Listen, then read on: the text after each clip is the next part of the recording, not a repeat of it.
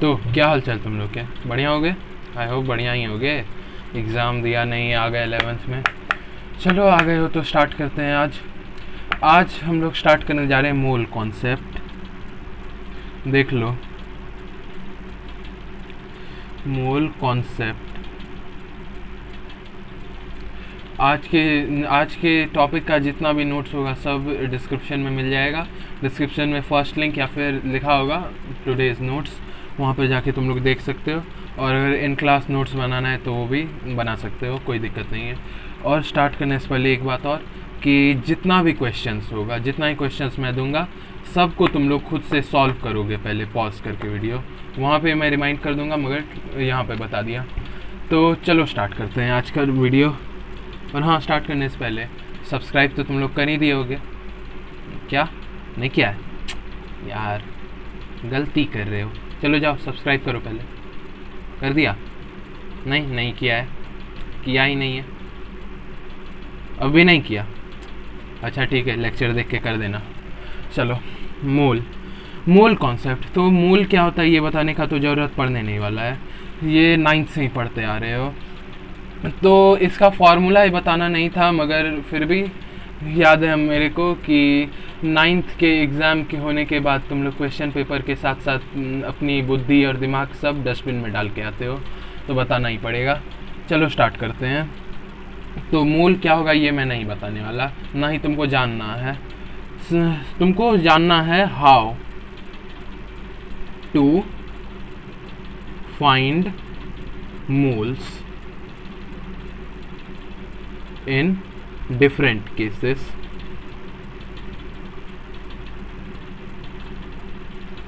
तुम्हारा main intention ये जानना है।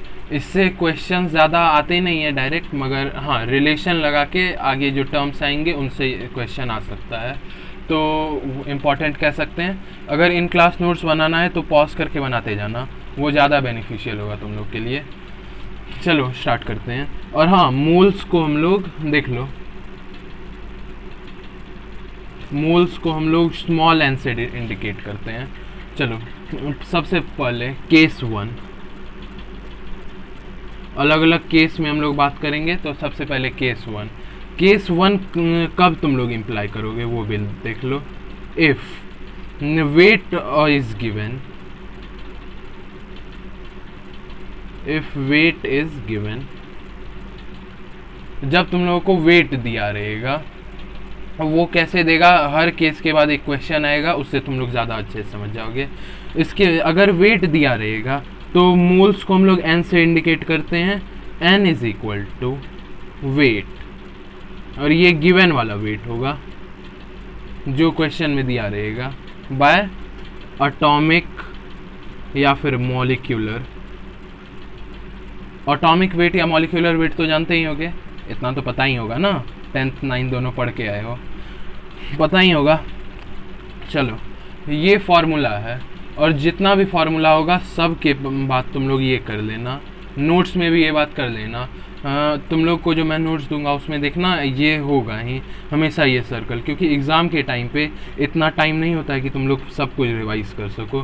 तो ये कुछ इंपॉर्टेंट होते हैं जो तुम लोग एग्ज़ाम से पहले देख के जा सकते हो। चलो इस पर एक क्वेश्चन करते हैं, आ जाओ। क्वेश्चन भी सारे लिखने हैं इसमें, जेई और AIII के भी क्वेश्चन होंगे, तो क्वेश्चन सारे लिखने तब सॉल्यूशन करना है। चलो क्वेश्चन लिखो। Find the moles in 4 gram CH4। ठीक है, मोल्स को N से इंडिकेट करते हैं, वेट गिवन, यहाँ पर CH4 इसी टाइप से तुमको डायरेक्ट दिख जाएगा कि CH4 का कितना वेट दिया हुआ है, 4 ग्राम, तो 4 लिख देना है। और एटॉमिक या मॉलिक्यूलर वेट, तो CH4 का पता ही होगा तुम लोग को क्या होता है, 16 होता है। 16 जिसमें से हाइड्रोजन का 1 होता है, 1 इंटू 4 हो गया। उसके बाद कार्बन का होता है 12, तो 12 प्लस 4 16, तो 16। सो इधर 1/4, सो 1/4 मोल्स। क्वेश्चन इसी टाइप से होंगे, अगर पूछे जाएंगे तो इससे तुम लोग देख सकते हो ये क्वेश्चन। सो ठीक है, नोट करना है तो अगर किसी को नोट करना है तो कर लो। 1 2 3 4 5 हो गया नोट। चलो केस 1 खत्म, सारे फॉर्मूले याद रखना। उसके बाद केस 2, फॉर्मूले कॉपी के साथ साथ दिमाग में भी याद रखना। आ जाओ केस 2 देखते हैं। केस 2 में कब लगाएंगे? If number of entities spelling गलती होगा, कमेंट्स में कुछ मत बोलना। Entities are given. अब एंटिटीज क्या होता है सर? पहली बार नाम सुने हैं, बहुत लोग पहली बार सुने होंगे और कुछ पहले भी सुन चुके होंगे। एंटिटीज मैं बता देता हूँ। एंटिटीज मतलब हो गया नंबर ऑफ, देख लो, एंटिटीज मतलब नंबर ऑफ एटम, मॉलिक्यूल या फिर आयन। याद रखना एंटिटीज टर्म बहुत यूज होता है 11 12 दोनों के फिजिक्स केमिस्ट्री में, sorry.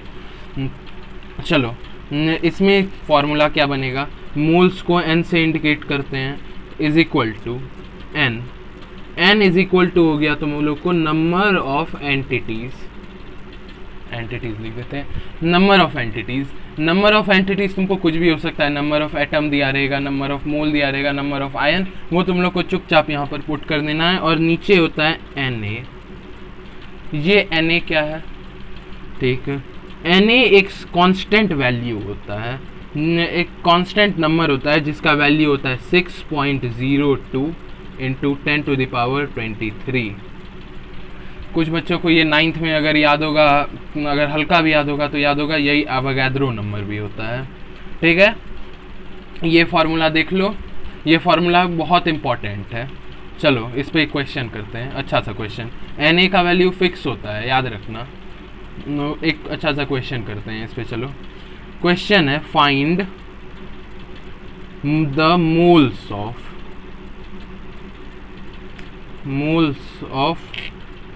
3.01 into 10 to the power 22 molecules of urea. अब इसको फाइंड करने के लिए पहले तुम लोग यहाँ n लिख देना। n इज इक्वल टू, यहाँ n तुम लोगों को दिया हुआ है नंबर ऑफ एंटिटीज यानी नंबर ऑफ मॉलिक्यूल्स का नंबर दिया हुआ है, यहाँ लिख दो 3.01 into 10 to the power 22 upon 6.02 into 10 to the power 23। ठीक है, ये 2 टाइम्स में कट गया, कैंसिल हो गया, कैंसिल आउट देख लो, सॉरी लाइट आ रहा था, 2 टाइम्स में कैंसिल आउट हो गया ये। एंड नाउ इधर देखो, ये जब इसको कैंसिल आउट करेगा तो कितना यहाँ पर 10 आ जाएगा। ठीक है, सो यहाँ पर तुम लोग देख रहे हो 1/20 मोल्स। देखो अगर किसी को नोट करना है तो कर लो। हो गया नोट? चलो ठीक है, आगे चलते हैं हम। चलिए सर आगे, हम लोग तो बैठे ही हैं आगे जाने के लिए। बिल्कुल बैठे हो, कोई सोफा वोफा पे लेट वेट के मत पढ़ना, चुपचाप बैठ जाओ और टेबल पे चेयर पे बैठ के पढ़ो। चलो आ जाओ, अब केस 3 देखते हैं।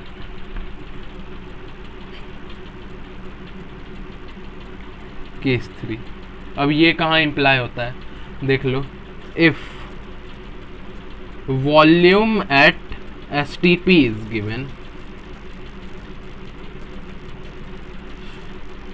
सर STP क्या होता है? चलो बता देते हैं। STP भी एक कांस्टेंट टर्म होता है जिसका वैल्यू 22.4 होता है। क्या कहा? STP एक कांस्टेंट टर्म होता है जिसका वैल्यू 22.4 होता है।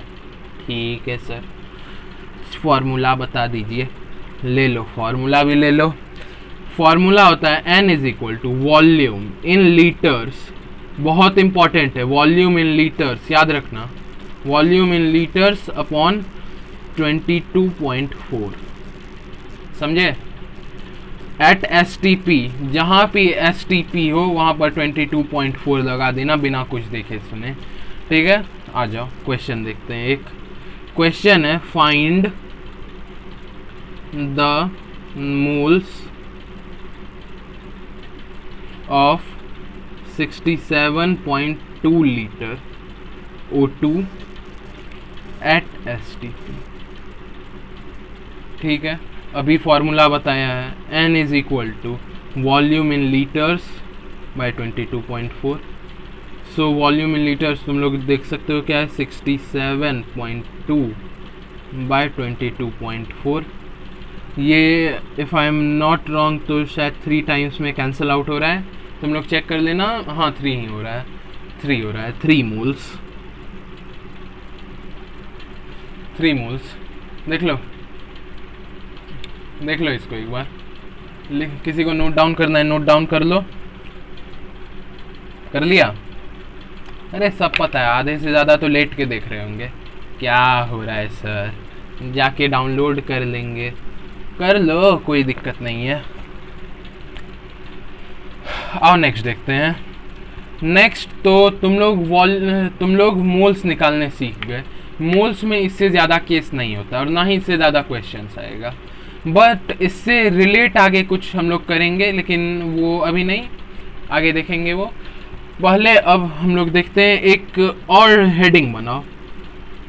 हाउ टू फाइंड मोल्स सीख गए अब तुम लोग, अब इसमें कभी भी फंसना मत। अब चलो हाउ टू फाइंड मोल्स हो गया। अब एक हेडिंग बनाओ, इसमें लिखना परसेंटेज कॉम्पोजिशन। हम कॉम्पो लिख रहे हैं, तुम लोग पूरा लिखना परसेंटेज कॉम्पोजिशन। तो बहुत टाइम तुम लोग को पूछ लिया जाता है, find the percentage composition of carbon in CaCO3। तो उस टाइप के क्वेश्चन को तुम लोग को कैसा अप्रोच रख के सॉल्व करना है वो अब देखेंगे हम लोग। चलो देखते हैं। सो इसका एक सीधा फार्मूला होता है जो तुम लोग को रट लेना है। देखो, परसेंटेज कॉम्पो ऑफ एलिमेंट, समझ आना, is equal to atomic weight of element, E लिख रहे हैं, into number of atom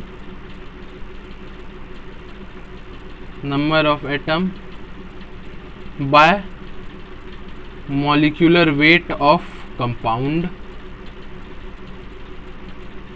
POUND compound. और क्योंकि परसेंटेज है, जहाँ पर भी आज से तुम लोग परसेंटेज देखोगे वहाँ पर सब आँख कान नाक सब बंद करके इंटू 100 कर ही देना, लास्ट में इंटू 100 कर देना। उसके बाद ये फॉर्मूला बन गया, ठीक है। इससे क्वेश्चंस अच्छे खासे आते हैं, तो ये तुम लोग थोड़ा याद रखना। चलो इस पर भी एक क्वेश्चन कर लेते हैं। ठीक है सर, कर लेंगे, क्या दिक्कत है, बताओ। Percentage of Ca and C in CaCO3। चलो सॉल्व करो, चलो 5 गिनूंगा, 1 2 3 4 5।